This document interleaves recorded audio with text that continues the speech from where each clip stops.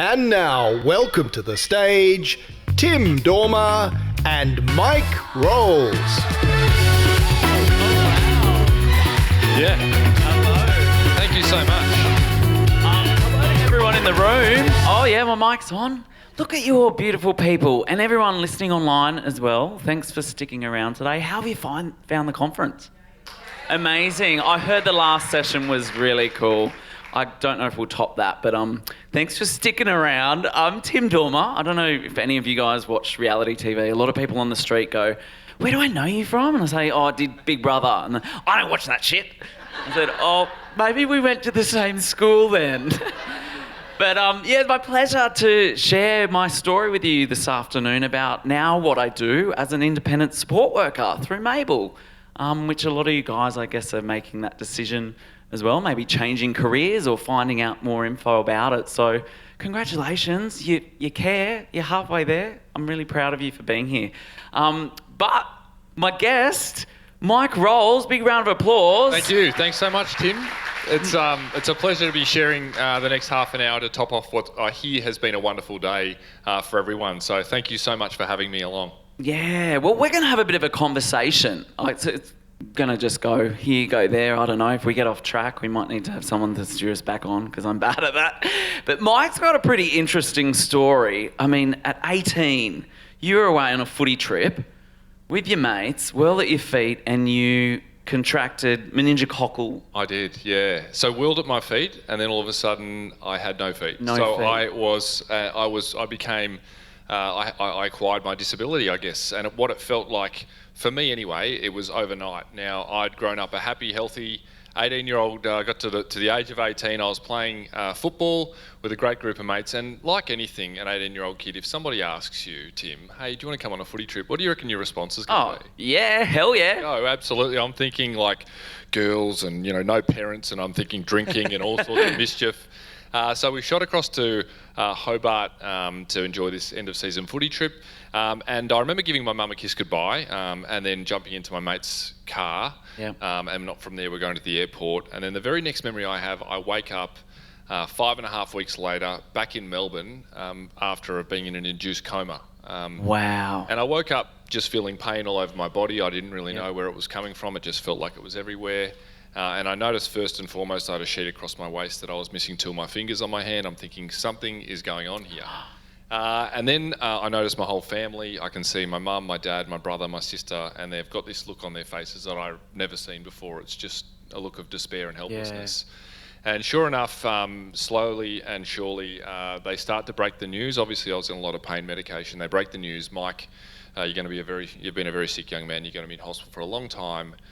You've contracted a really rare form of bacterial meningitis called meningococcal septicemia." And Tim, I'd never heard of that. Yeah. So I'm thinking to myself, I don't even know if I could repeat back to this bloke what that even means. Never even heard of what that was. And where does it come from? From what I know, and I don't want to be quoted at all, but it lives on the back of a percentage of the population's throat, becomes active certain times of the year.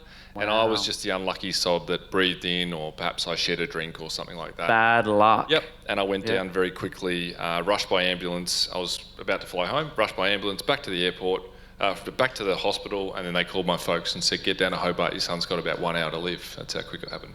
Wow. And I hear that wasn't the only time, like you fought multiple times, nearly. Yeah, so about a 5% chance to live, but I'm here, rather than getting bogged down into there's some obviously some pretty dark moments. I live a really happy, healthy life. I do a hell of a lot in spite of a really unfortunate circumstance. That was one time in my life when I was 18. Yep.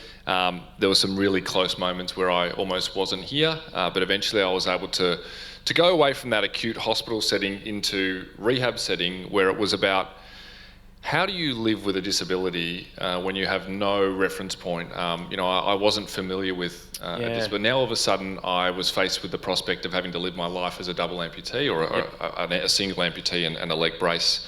And to move on, and I really didn't have any answers for that, and I didn't know, and that's why it's such a wonderful thing to be joined by an audience of people that want to give back, because I know for a fact that I wouldn't be standing here or sitting here today without the incredible support and assistance that I received right along the way throughout that journey. And that didn't mean, in the acute hospital setting, it meant well and truly beyond that also. So, yeah. Yeah, great. Well, we're going to unpack, like, what does it mean to have a support relationship, and in what ways does it work? I mean, you were just singing the praises of people that have supported you along the way. Yeah. I guess there's physical, but as well as sort of mental support, isn't there? And sort of... Well, absolutely. So I think, when we go through a sudden change, there's 4 specific changes that we go through. So we enter the shock and denial phase, which I'm sure that we've all been in from time to time, when something doesn't go according to plan and all of a sudden you're out to sea, you in that shock and denial phase, then you enter a resistance phase. And I think the problem is sometimes, unless we're given the tools, we can sometimes stay in that resistance phase where we want to go back to the way things were. And I think that one of the things I've been very fortunate with, blessed with a great family, but all of the people I'm still great friends with my physiotherapist that helped me, and I hated her at the time. She used to give me so much shit about not being able to stretch at all. So she'd come in and she'd call me, my nickname was the board in rehab, but still great mates with her. And I look back and I see the value and benefit of what she was doing and pushing me when I didn't want to be pushed was exactly what I needed at the time. But it was with love, care and humanity. I think that was the biggest part around receiving that support. It wasn't just, hey, this is what you need to do it. Yeah. There was a big emphasis on building rapport and relationship building as well, which I think is really relevant to this audience too. And I guess a lot of clients living with a disability, it's in a struggle of, I can do this on my own, or fighting that I don't need help, and I've got some clients that are new to getting funding, and they've lived quite successfully, but things are getting harder or changes come. You got to kind of be adaptable as a client and for care, to receive care, but also as a support carer. We're all about adaptability. Some weeks, I guess, my clients don't need as much help. Sometimes they'll say they don't want support. And I guess the role as well is being patient as a support carer, and understanding, because yes, it changes. Absolutely, it does. And I'm really fascinated when I heard that I was going to be chatting to you.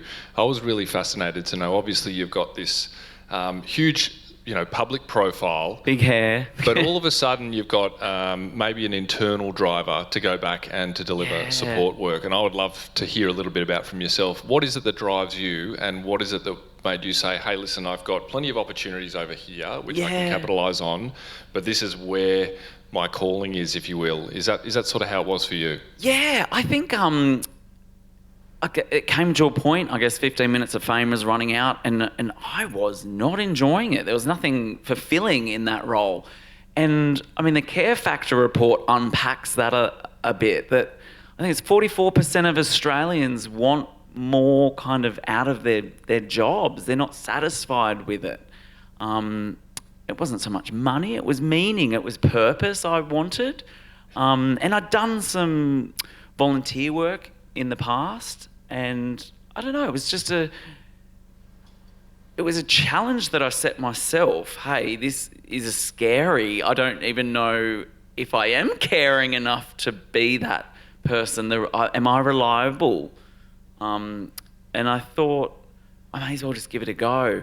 And I had a friend that worked with a disability care home, a company. And so I applied for the job. I had not put together a resume in about 10 years in my life. That's a real shameful thing to say. But I went for the interview, and it was hard work. And I felt really out of my depth, and did all the training, and worked with really high needs clients, a lot of non-mobile, non-verbal.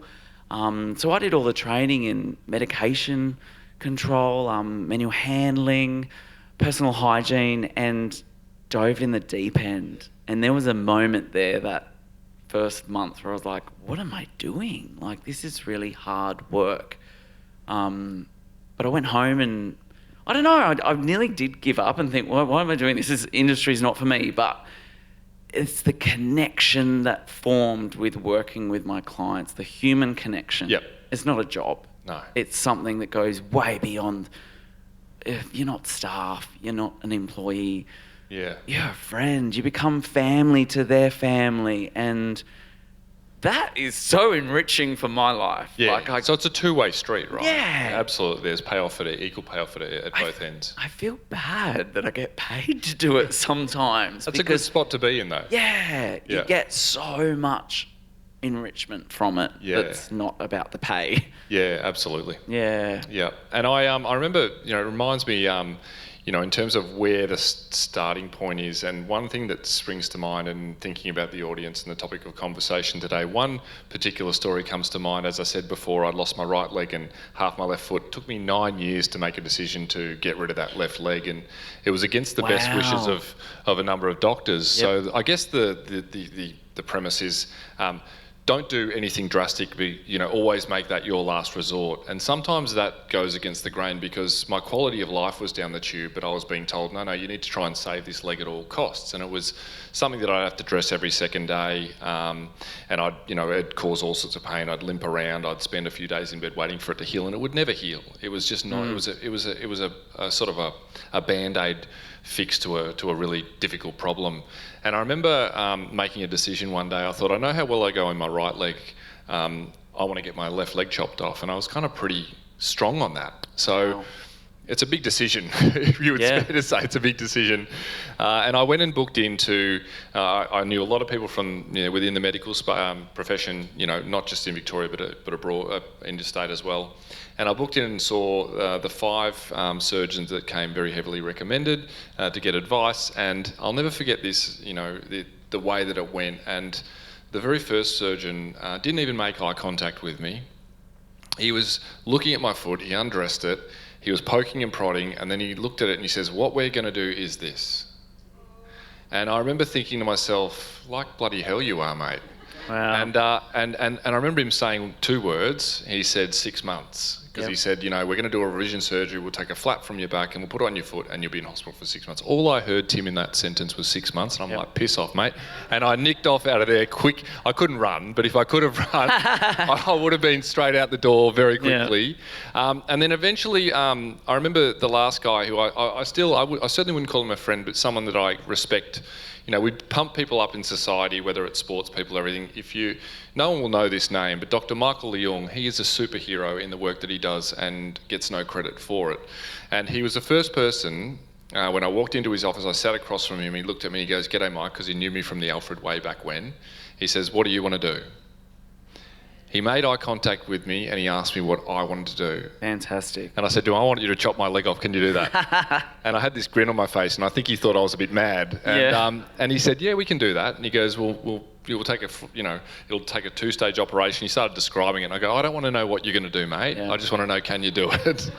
He started pulling out like a photo album of pictures, and I'm like, "No, forget about that." Anyway, long story short, I felt confident. And I felt that I could trust this person. And my future, whilst it was a risky decision, I realised I was in good hands and I went with it.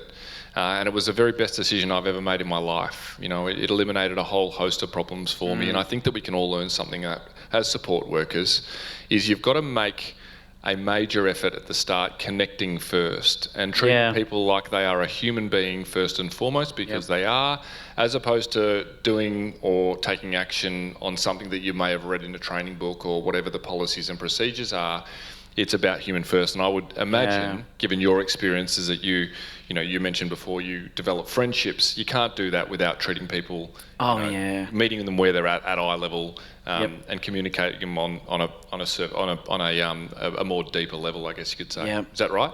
Exactly. I love how you said the doctor asked you, what do you want to do? Yep. And that's the starting place of my relationship with my clients. It is about choice and control for the client, and we're just there to help them achieve that. Yep. And so that never ends. That's at the start of when I first meet them. That's at the start of every shift. And we don't always achieve those goals in that week or that day, but I guess for me it's just to remind them of those things and those goals and dreams are going to change over time as well. Yeah. It's the adaptability of that. But you're right, that starting place is coming to them and saying, what do you want? Yeah, not putting people in a box as Yeah. well, and not making any assumptions about what someone may or may not be able to do. Yeah. As well is a really important thing. I've got some wonderful people that I know through having a disability. You obviously meet other people with a disability, and they surprise me each and every day. They're just incredible in the things that they're able to achieve. So I think never making an assumption about what someone is capable of. Yes. And never putting a ceiling on what some. Yep. You know, I think again, sometimes we are good at saying, well, if things go well, you can achieve this. And that sort of puts a ceiling on it. But it's amazing when you empower someone, and instead of walking them, ahead of them and showing them why you're walking side by side with them, I think that can be a really empowering experience, and you can get some wonderful outcomes in the process. Yeah.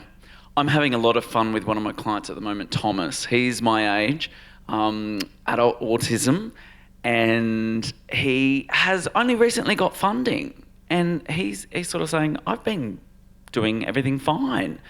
But he's actually finding that what he didn't know, making the bed, can be done in 5 minutes, not an hour, because he's working out which way to...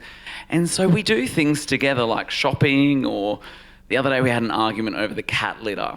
He wanted me to empty out his cat litter tray. And I'm thinking, mate, you've done this 100 times.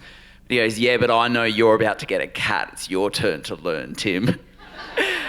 Yeah, so, Thomas is so much fun. And there is a bit of that push and pull and a bit of fun that sometimes I could do it for Thomas, but other times it's nice to kind of say, I'm here, I know you can do this, and I'm going to do it with you. Yep, absolutely. Yep. And I think there's a lot of people, that may be a daunting thing, obviously dealing with someone for the first time and not knowing what, how to approach it. What advice would you give? Because obviously you've got, Tim's approach. Yeah. And what are the traits that Tim has that adds value? And obviously people are going to be very different in what they can offer. And you've got to is it true that you've probably got to find your own style and your own groove? Yes. Very good point. I think a question, what makes a great support carer? Whatever you have, whatever talent or skill you have. And that's the great, because there are so many diverse clients that need different things, whatever you can bring to the table. For me, what I bring, if you've seen me on reality TV, I can be quite convincing and quite encouraging, I bring to my job. So I motivate my clients, and when they don't want to do something, I can be their cheer squad and help them. And I guess, what was the other part of the question you asked? What sort of traits? What are your individual traits? Traits. So if you had to nail it down, your top 3 things, obviously being convincing is one. What are the other 2? What are the things that make you an effective carer? It's funny because they're traits that I actually in real life don't really have. Patience. I'm not very patient in real life, but when I do my job, I am. I don't know what it is. Something actually kicks in. I don't know. I might have to unpack that, but I am quite patient. I don't know. It's a great place for me to learn patience as well in the job. Yeah. I don't know if that's the right answer, but that felt real. I'm noticing. With my clients, and what else? I love coming up with ideas. I'm quite creative. Yep. So I've got a lot of young clients, young adults, and I remember meeting up with Thomas, and the first thing he said, why would I pay someone to come to the movies with me? Or why would I pay someone to do coffee? I'm like, mate, I don't do coffee. Like, we're going to come up with some cool ideas. One of my clients was obsessed with Heartbreak High, the TV show, and she was from Brisbane coming down to Sydney for a holiday. And we sat down one night and watched the whole of the series, which I wasn't that into, but got right into it. And then I was like noticing some of the locations when we were watching it. And I was like, hey, do you want to do a Heartbreak High tour next time you're in Sydney? And we drove around and we stopped off at all the different locations, and she had the best time of her life. And it was like we were accessing community. That was part of her goals. But one of her interests, and I guess that initial conversation is, what are you interested in? I've got that shared interest too. Let's do that together. And that energy that I'm sharing will help you, like motivate you and bring that out of you. And yeah, we both have a great day. Absolutely. And I think one of the things from a perspective of someone that lives with a disability in terms of the care or just the daily interactions and things that probably as a tip to avoid is one of the things that I can't stand, it happens quite often, is sympathy. And I think that making a very clear distinction between empathy and sympathy, it's a really important thing, because often people, I just literally was walking down Swanston Street before and a guy was walking behind me with his son. He said, "Hey mate," I turn around and I go, "G'day mate," and he goes, "Hope you don't mind." He said, "Do you mind if I ask, were you always that tall?"